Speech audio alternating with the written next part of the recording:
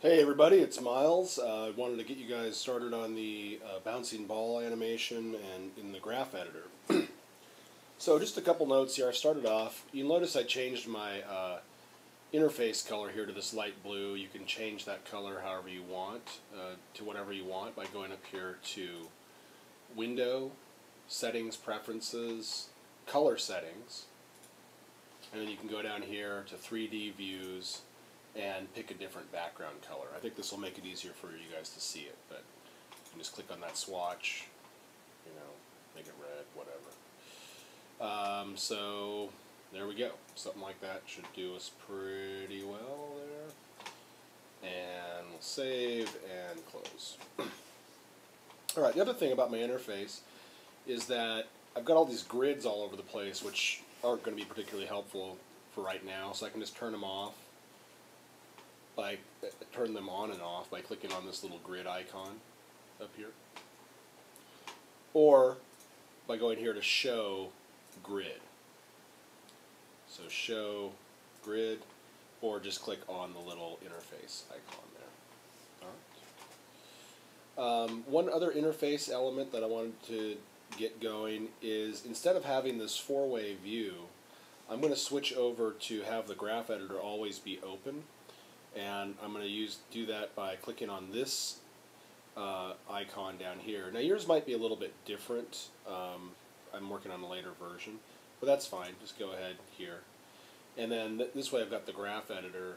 And this is what's called the hypergraph up here, which we probably don't need, but I'm just going to leave it open anyway. And sure enough, when I select my sphere, it comes up here in the graph editor. So that'll get us started with getting the interface going.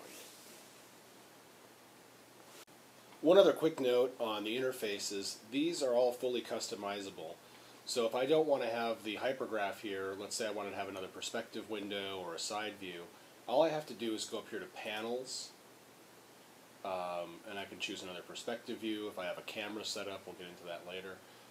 Or I could go to the orthographic views such as Side, and then I would have a side view here. And if I wanted to bring back the hypergraph, Panels, hypergraph, panel, hypergraph, or panels, I could have another version of the graph editor or whatever I want. So in other words, you can fully customize your viewport interfaces here. Oh, and why not? What the heck? In case you want to even customize this further, if you wanted to, let's say, have a 2-on-2 or just a 1-on-1 layout here, one on top, one on the bottom, just go up here to Panels, Layouts, and say, you could go here to 2 panes stacked, and that would give us these two. And then if I wanted to change this to the graph editor, Panels, Panel, Graph Editor, and work with that.